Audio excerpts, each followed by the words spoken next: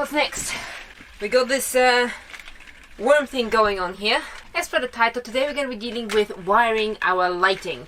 And that is very important to do before we finish up our ceiling. So we're going to be doing the lighting without having a ceiling, which means we have nowhere to put them on. But that's a problem for, I guess, next video.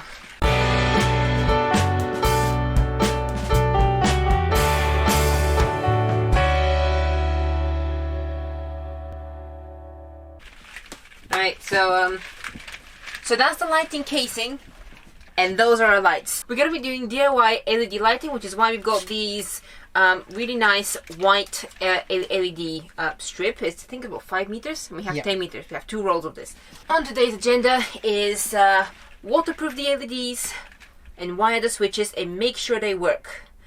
Anything else will be a bonus today. So step 1 is to put the LEDs, this tiny little thin strip, into this tight tube. The shadows make you look evil. Well, I am evil for suggesting this, aren't I? Yes. Well, it might not be that bad. Come on. We have enough ice cream. Okay, okay. This really does feel like a bit of a snake skin.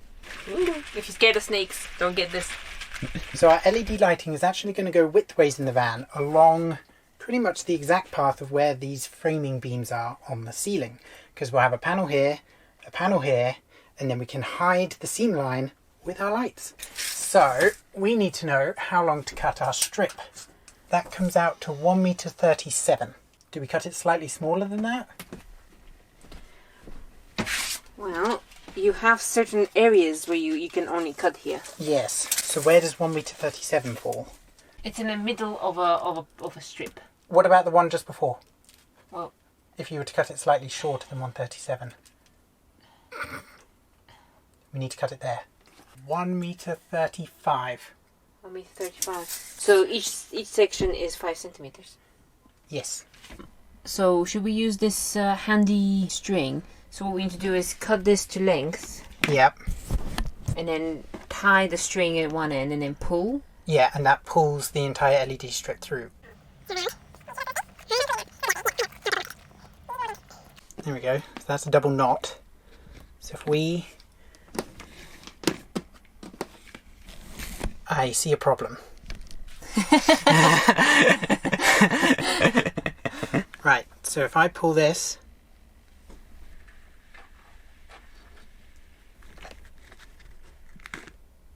And that's the end of that. Attempt 2. We have quadruple knotted it.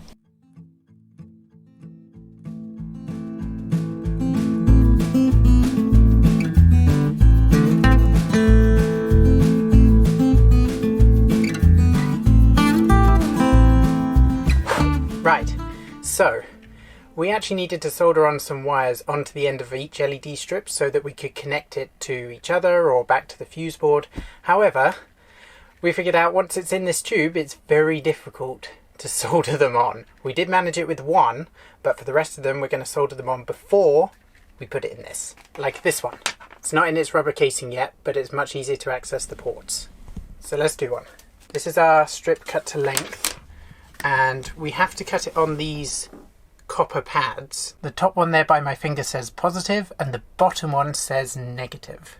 So what we're going to do, we've got some 1mm dual core cable, so we're just going to cut like 10 centimeters so we can attach something onto it. Now, when you're soldering these onto the LED strip, you want to strip a very, very small amount off the end. Because they're going to be very close together, you don't want them shorting out on each other. So you've only got to trim off a tiny, tiny bit. So literally the smallest amount possible. So, firstly, we're going to put a little blob of solder on the positive and negative on the end of the LED strip. So that's the blobs on the end there. And now we need to put some solder on the wires as well.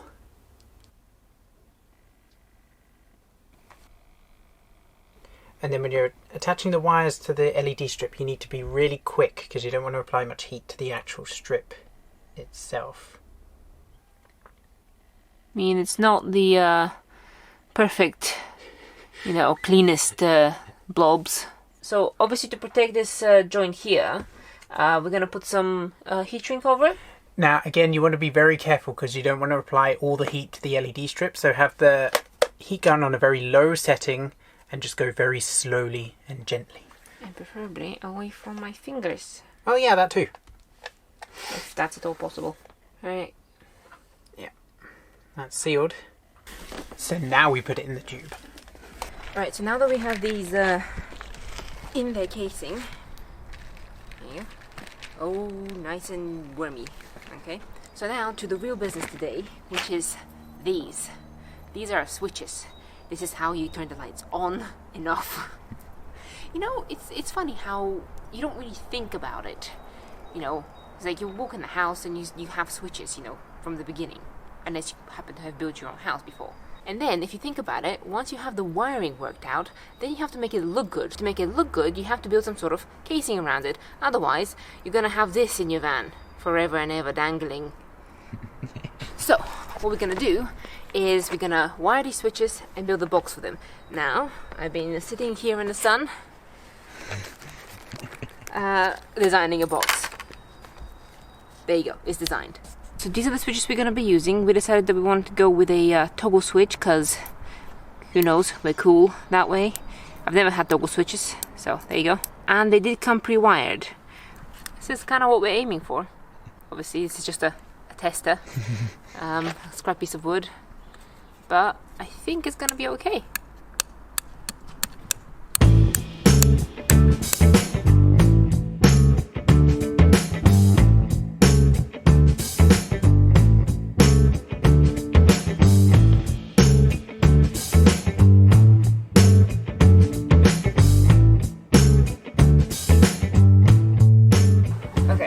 These are the pieces for our box.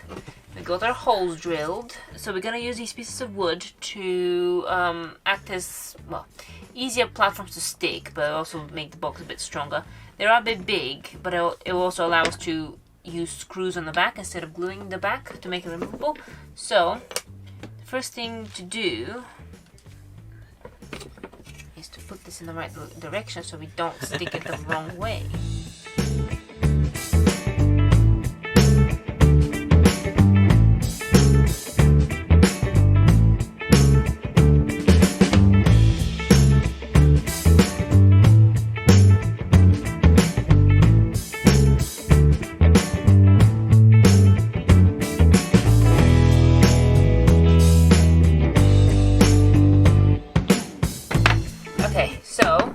Nearly done with the gluing. So we have the back and the front to do.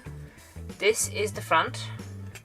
Yeah. So obviously we're not keeping the wood color, but we're testing how the toggle switches look, and so far I like them. So the next thing is to stick the front on.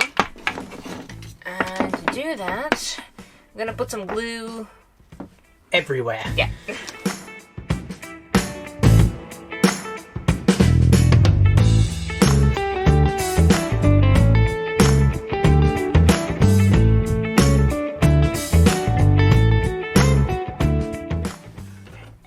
To dry. Now you may be noticing that there's a spare hole here, and that is for this. We have a dimmable switch. So we have a dimmable switch that is for a future project right here, but we know that we're gonna need it, so we're gonna put it in now. So just need to put in some preliminary wires and poke them at the end of the box, so when we connect up what this is for, we have something to solder onto rather than opening up the box. Do you by any chance remember how to wire a dimmable switch? Yep, so it's got 4 cables, a positive and negative to the fuse box, and then a positive and negative to our mystery device. So we need to put these positive and negative wires in these blue terminal connections here on the side. Now we know which side is positive and negative because on the base here it says motor positive and motor negative. So our black negative cable will want to go in this connection, which is this one here. So we can put that in there. So with those in there, we need to tighten down these top screws. So we just need to tighten this down so it clamps the wire. So they're all secure in. There we go. Okay. Right, and we have a knob for it as well. We'll put it on at the end. Okay, so that's the back. The back's gonna be removable, so we're not gonna stick it. We have screw locations for it. This is where it's supposed to live. And then we're gonna attach it like this. You know what? I want a blue. Let's put the switches in. We've put the switches in. Here is our knob, ready for the future project. And this is what the back looks like at the moment. These are our cables. We've put some heat shrink around them. And now we've reached the end of the line for some of them, so we need to extend the cables. Right, so we're going to mount these up on the ceiling temporarily to get them out of the way, and also so we can wire up the switches correctly, because these 3 back ones are going to be on 1 circuit. So we picked up these, so they're like cable clips or cable ties. So these mount perfectly onto the LED strip, and then we nail them to the wooden beam on the ceiling. Right, so just to double check the wiring, it's going to come up here, then this line is going to come across, connect to here, go across, then we join this one and this one together, come across, join this one and this one together, come across and stop. So I suggest we connect these up first. Right, so if that's there, we need a length of cable, probably about that long.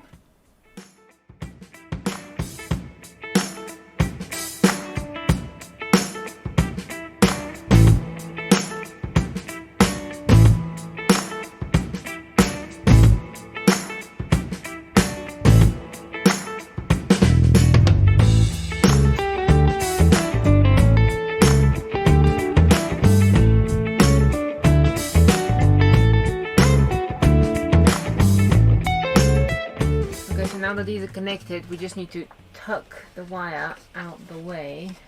Obviously the ceiling panels are going to hide most of the cables and any of the seams that you see right now. Yeah. And obviously this will be attached full length. Yep. But for now, for the wiring, it fits. Yep. We measured correctly. Yeah, don't pat yourself on the back too quickly. Now that the major bits are wired up, we need to connect them to switch box and the fuse box. Right, this is the state of our wires at the moment. So these are the wires coming from the LED, positive, negative. The negative of the LED is connecting, as you can see, black to black. I can guarantee you they cannot see. The negative of the LED is connected to the negative of the fuse box.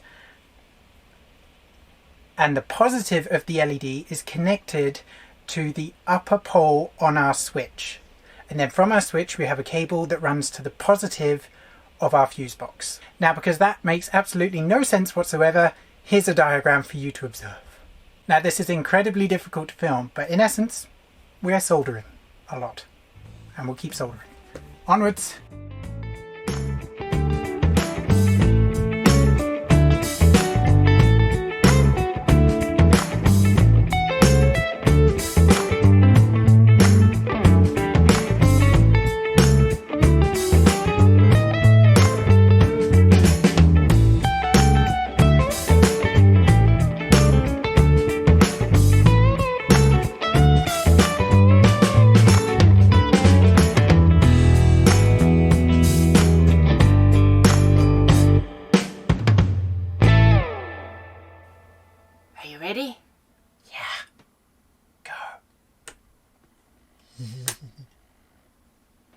They work? They work. That's bright. That's really bright. No, that... They work really well. That's much brighter than even our filming light that we use. Well, our filming light is a floodlight. That's proper atmospheric sort of lighting. Yeah. It's really nice. I mean, that's why we chose these LEDs. These are proper 6,000 Kelvin daylight LEDs. They're meant to be really, really white. Hold on. Just checking how it looks from this side. Yeah. Yeah. And they definitely are daylight. Definitely. No candlelight whatsoever in this van. Studio filming light quality colour in our camper van. Hell yeah. And our switch box in its glory. Yeah. So we've wired up these 2 switches. So these are the ones that work. This one currently isn't wired up to anything. And this is also not wired up at the moment. And we've got a little bonus storage compartment.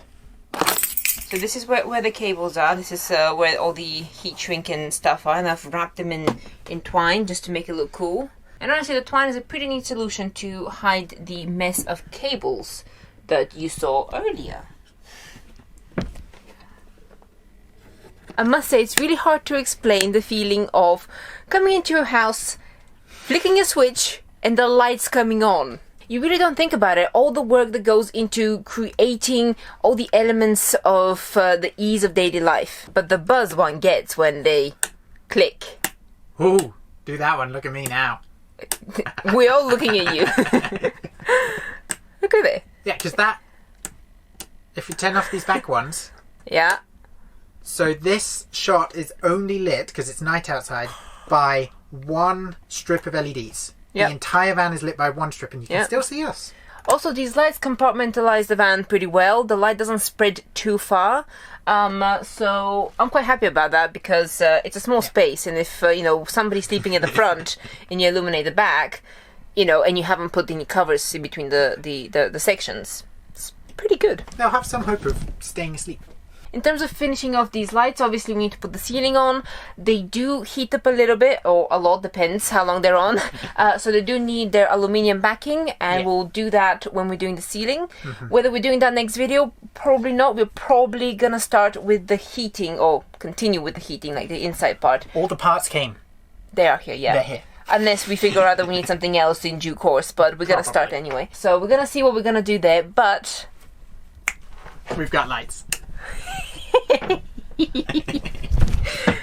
Ooh. Oh. Whoa, what the hell? Okay. That's scary.